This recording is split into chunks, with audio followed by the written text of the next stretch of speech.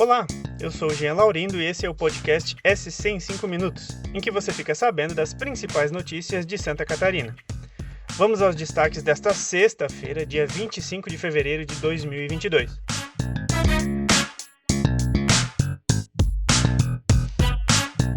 O conflito entre Rússia e Ucrânia tem impressionado o mundo nos últimos dias. Além das cenas de violência e dor, o confronto também traz consequências na economia, como o aumento do petróleo e do gás natural. Esses impactos afetam até mesmo Santa Catarina. As sanções aos russos podem afetar, por exemplo, o pagamento de mercadorias, já que bancos europeus e americanos cortaram relações com o país. O conflito também pode causar atraso na entrega de cargas como fertilizantes importados por produtores catarinenses. Além disso, há risco também de aumento de preços, como da gasolina e de alimentos. O Diário Catarinense acompanha todas as informações sobre o conflito e sobre os reflexos em todo o mundo. Outro motivo de preocupação em Santa Catarina é ainda a pandemia. O crescimento de casos de Covid-19 entre crianças, que chegou a 1.200% no estado entre janeiro e fevereiro, mobiliza a Secretaria da Saúde.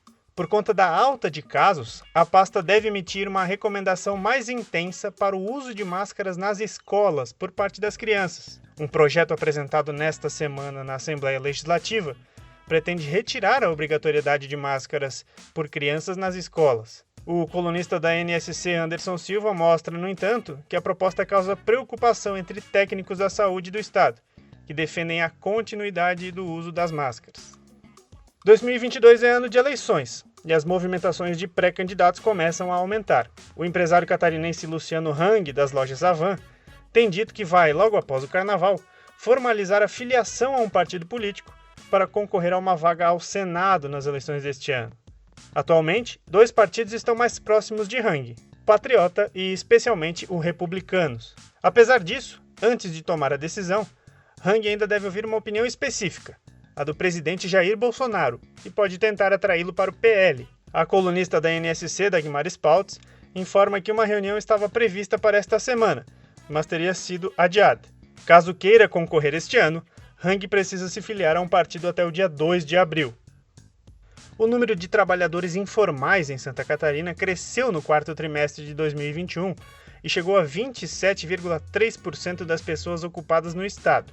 Os dados são do IBGE. Na prática, cerca de 1 milhão de pessoas trabalham no estado sem carteira assinada. Uma dessas trabalhadoras é Patrícia Vieira Costa Pereira, que vende balas em um semáforo de Brusque, no Vale do Itajaí. Ela precisou vender doces na rua depois que ficou sem trabalho durante a pandemia. A filha dela brinca em uma praça enquanto a mãe precisa trabalhar. A história de Patrícia e a situação de informalidade no estado você confere em santa.com.br. E a história de um casal que foi flagrado fazendo sexo dentro da lixeira de um supermercado em Pomerode, no Vale do Itajaí, chamou a atenção de moradores. O assunto virou caso de polícia. A primeira denúncia ocorreu porque funcionários do mercado viram o casal em ato obsceno e acionaram o 190. Horas mais tarde, o homem e a mulher voltaram ao local e alegaram ter sido ameaçados por um funcionário do estabelecimento. 2 boletins foram registrados, um por ato obsceno e outro por ameaça. Ninguém foi preso, mas todos terão que comparecer à justiça. E para fechar a semana, uma notícia boa.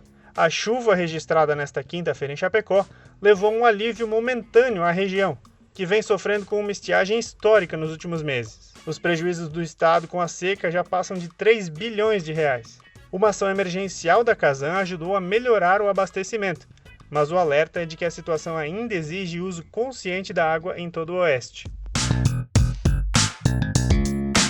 Esse foi o SC em 5 minutos, o podcast dos veículos do NSC Total, publicado de segunda a sexta. A produção é minha, Jean Laurindo, a edição de som é de João Scheller e a coordenação é de Carolina Marasco. O SC em 5 minutos tira uma folguinha neste feriado de carnaval e retorna na quarta-feira, dia 2 de março.